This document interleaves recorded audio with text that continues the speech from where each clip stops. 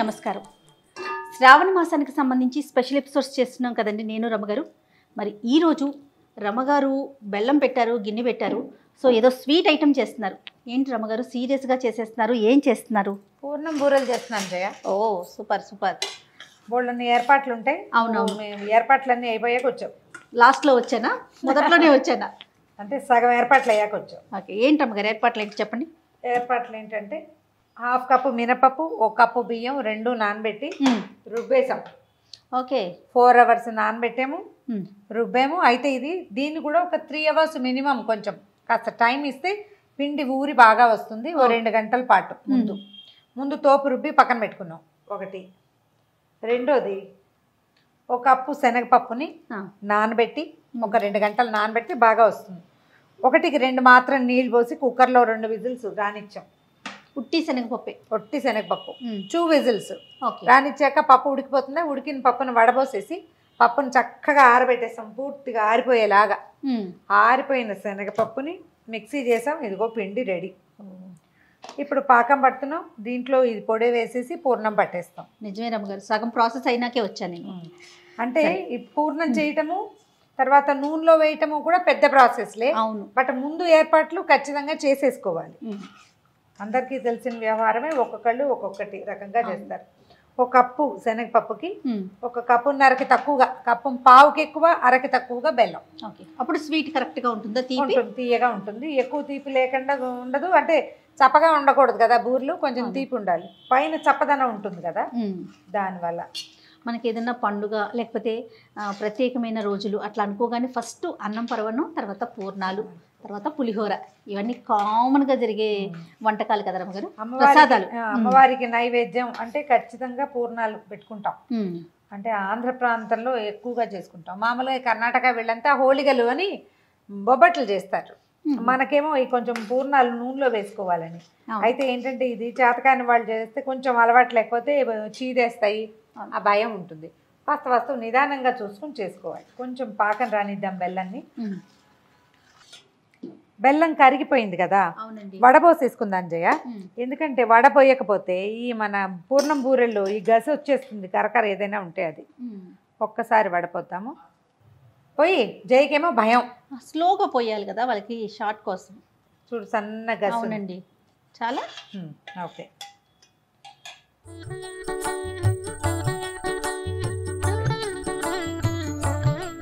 వడపోసుకున్నాం కదా రమ్మగారు. ఒక్క తీగ పాకం, ఒక తీగ వస్తే సరిపోతుంది. అంత మాత్రం వస్తే మనకి ఏంటంటే పూర్ణం చక్కగా పాకం బాగా వస్తుంది. ఈ పని కొంచెం పెద్దది. మనం 1 గ్లాస్ చేసినా ఇంత ప్రాసెస్ చేయాల్సిందే. అందుకని చేసేది ఏదో 1 కిలో చేసేస్తే సరిపోతుంది కదా అనిపిస్తుంది. కాకపోతే పిండి కొంచెం ముందుగానే రుబ్బి ఉంచుకుంటే ఒక 2 hours. మన దగ్గర ఇలా దోసపిండి అంటే మనం మినపప్పు అవి వేసాం కదా, మైదా నీటిలో కలిపి ముంచి కూడా వేసుకుంటారు చేయ, అప్పటికప్పుడు అయిపోవాలంటే. పూర్తిగా మైదాతో అండి? పూర్తిగా మైదా. ఫ్రెష్గా రుబ్బిన దోసపిండి కనుక మన దగ్గర ఉంటే అది కూడా పెట్టుకోవచ్చు, మన ఇష్టం. ఇదేంటంటే మనం దేవుడికి చేసేటప్పుడు అమ్మవారి కోసం చేస్తాం కదా, పండగ రోజు చేసే నివేదన. దీనికి ముందు రోజు నిలవ ఉన్నది అలా కాకుండా కొంచెం ప్రాసెస్ పెద్దదైనా ఈ పని చేస్తే బాగుంటుంది. ఓకే, ఇలా బుడగలు వస్తే చాలు చేయ. స్టవ్ ఆపేసేద్దాం. ముందు 1 స్పూన్ నెయ్యి, తర్వాత చక్కగా ఫ్రెష్గా పొట్టి పెట్టుకున్న యాలకుల పొడి. కాదు రమ్మగారు, మీరు నెయ్యి దిట్టంగా వేస్తారనుకున్నా యాలకుల పొడిని అలాగే వాడేస్తున్నారు. అంటే ఏలక పొడిలో అవన్నీ ఏలకులు కాదు జయ. నువ్వు ఇది పట్టుకో, వేద్దు కానీ వేయి, కింద పడేయకుండా.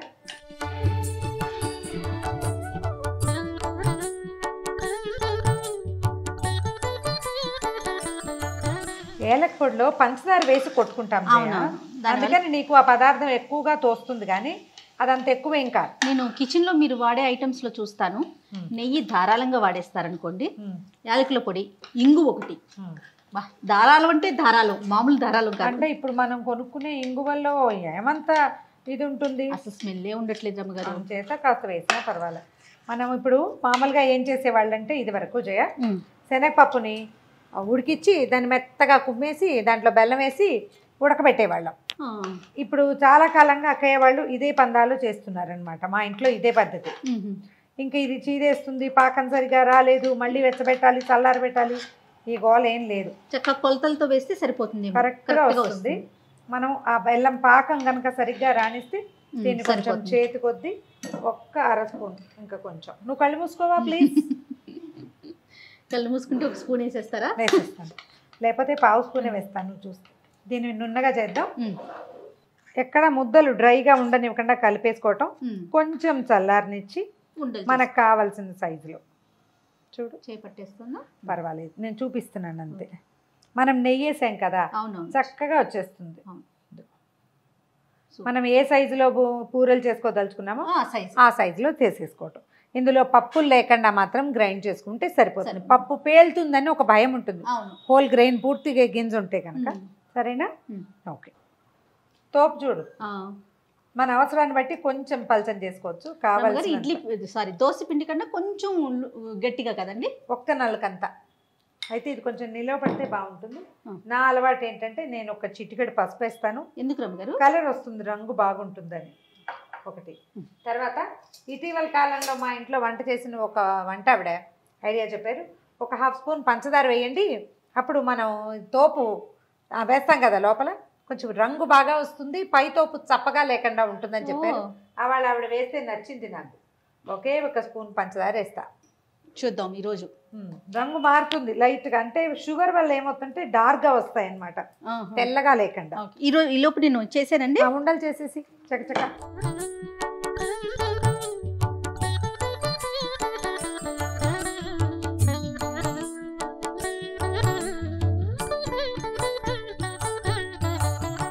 నూనె కాగిందేమో చూద్దామా? కాగినట్లు అనిపిస్తోందండి. అదే మా తోపు పిండిలో ఒక చిటికెడు ఉప్పు, అంటే దోశ పిండికి వేసినంత కాకుండా కొంచెం ఉప్పు. నేను ఈసారి ఒక స్పూన్ షుగర్ వేసాను చెప్పాను కదా. అవును, వావ్ భలేగా కాగింది రమ్మగారు. నూనె సరిగ్గా ఉంది కదా. పిండి చూడండి, మీరు పసుపు వేసేసరికి కొంచెం కలర్ కూడా చేంజ్ అయింది, రంగు మారుతుంది కదా కొద్దిగా. ఎక్కడ పెట్టాలి రమ్మగారు? స్టవ్ మీద పెట్టాలా? అన్నపూర్ణే సదాపూర్ణే శంకర ప్రాణవల్లభే జ్ఞాన వైరాగ్య సిద్ధ్యర్థం భిక్షాం దేహి చ పార్వతీ. అలా అని వేస్తే వస్తువు చెడకుండా ఉంటుంది.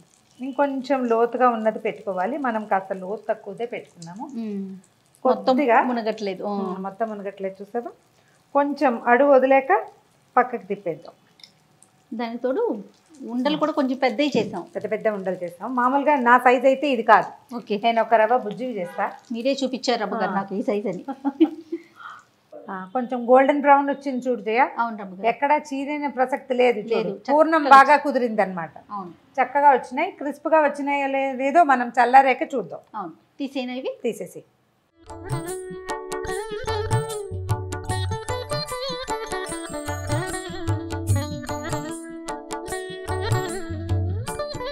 ఉండలు కొంచెం చిన్నవి చేశాను. అవును రమ్మగారు, ఇప్పుడు ఈజీగా ఉంటుంది చూడు. తోపు చిక్కగా ఉండాలి, పల్చగా ఉంటే ఇది చాలా సతాయించేస్తుంది మనని. కొద్దిసారి 4-5 సార్లు చేశాక అవే వస్తాయి చేయ. ఏవి పనులు ఎవ్వరికి పర్ఫెక్ట్గా రావు, పుటకతోటే చేస్తూ ఉంటే వస్తాయి. కాదు రమ్మగారు, ఎంత మినపప్పుకి ఎంత బియ్యం ఇది మీరు? నా లెక్క అయితే ఒక మినపప్పు 1.5 బియ్యం. ప్రతిసారి అలాగే చేస్తాను. బెల్లం అండి? బెల్లం 1కి 1.5కి తక్కువ, పావుకి ఎక్కువ అన్నారు. చాలు.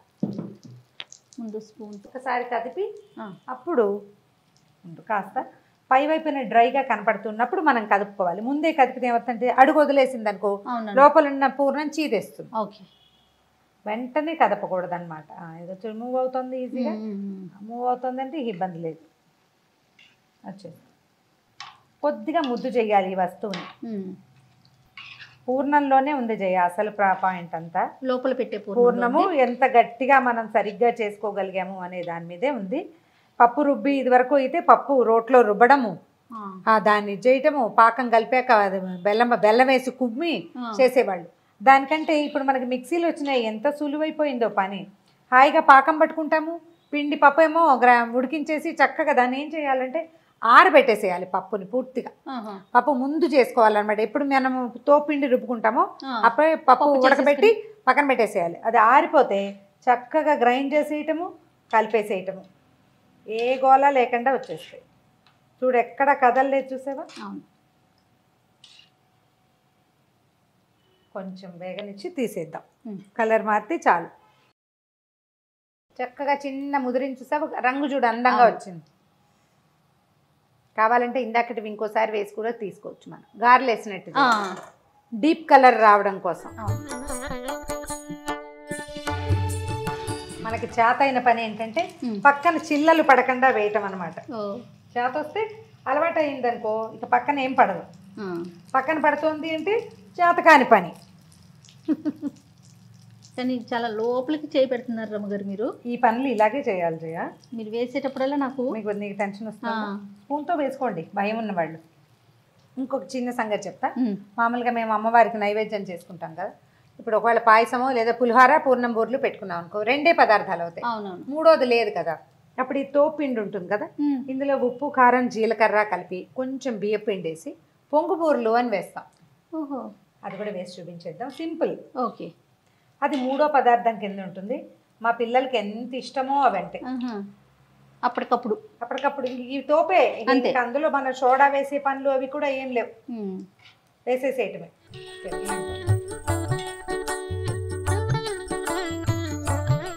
పొంగు బూరలు అన్నాం కదా, ఆ. ఈ తోపు పిండి ఉందా, దాంట్లో మొదట మనం కొంచెమే ఉప్పు వేసాం.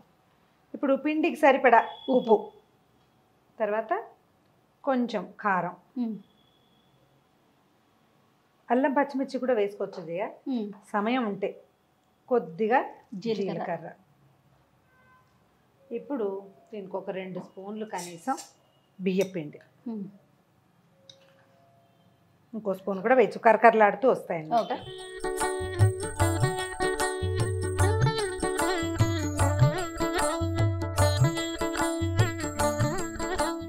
పిండి కలిపేసాను చూడు. అవునండి. ఇలా చేసుకుంటే సరిపోతుంది.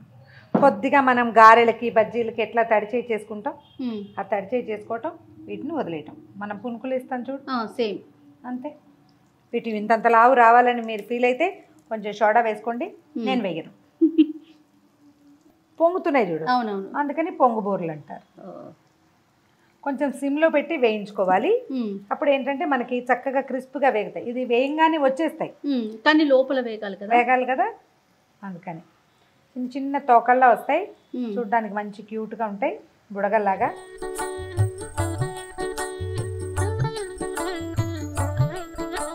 కొద్దిగా చేయి స్పీడ్గా కదిలితే చకచక 2 వాయల్లో వేసేస్తాం. కాస్త ఒకదాని మీద ఒకటి పడకుండా చూసుకొని ఉమ్.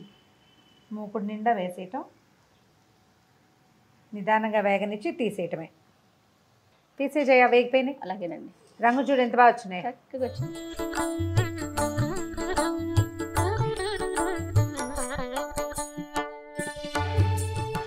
ఓ, కరకరలాడుతున్నాయండి. గల్లు అంటాయి కదా మువ్వల్లాగా. అవును. చేసి చూపించండి పిల్లలకి ఒకసారి. ఈ తోపు ఉంటే దీన్ని వేస్ట్ చేయకుండా, మామూలుగా మనం ఈ దోసపిండితో వేసుకుంటాం కదా, అవునవును. ఇది నైవేద్యంగా కూడా పెట్టుకోవచ్చు. 3వ నైవేద్యంగా లేదా 5వ నైవేద్యంగా. ఉమ్. అందుకని ఇది చేస్తానన్నమాట. మా ఇంట్లో చేయరు జయ, ఉమ్. మా అత్తవారి ఇంట్లో చేస్తారు. అమ్మ వాళ్ళ ఇంట్లో పద్ధతి కాదు, ఉమ్. అందుకని ఇది నేను అలవర్చుకున్నాను అనమాట. మీరు పెడతారా రమ్మగారు నైవేద్యంగా? పెడతాను. ఉగాదికి, ఉమ్. ఇప్పుడు ఈ వరలక్ష్మి వ్రతానికి, తర్వాత ఏమో విజయదశమికి ఇవి ఖచ్చితంగా చేస్తా. పెళ్ళయ్యాక నేర్చుకున్న రెసిపీస్లో ఇది ఒకటి. రెసిపీ కాదు, ప్రధానంగా ఏంటంటే ఈ విషయం తెలిసినా దీన్ని ఇలాగా నైవేద్యంగా చేయొచ్చు అనేది ఉమ్. అత్తవారింట్లోనే తెలిసింది నాకు. డాక్టర్ గారి మామగారు మాతో ఉంటుండేవారు అప్పుడప్పుడు. ఉమ్. ఆవిడ అంటే నాయనమ్మండి. ఇలా చేయాలని చెప్పేవారు. చాలా స్వీట్ పర్సనాలిటీ, ఓ. చాలా మంచి ఆవిడ, బాగుండేవారు.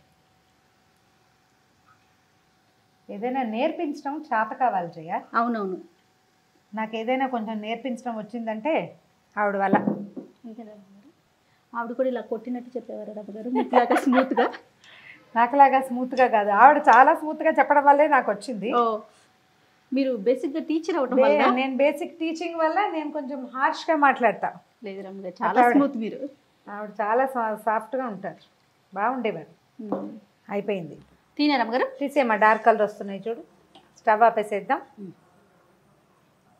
క్యూట్గా వచ్చినాయి చూడు. చాలా బాగున్నాయి ముద్దు ముద్దుగా చిన్నగా. పిల్లలు ఈ షేప్ని చూసే కొంచెం ఇష్టంగా తింటారేమో. అవును.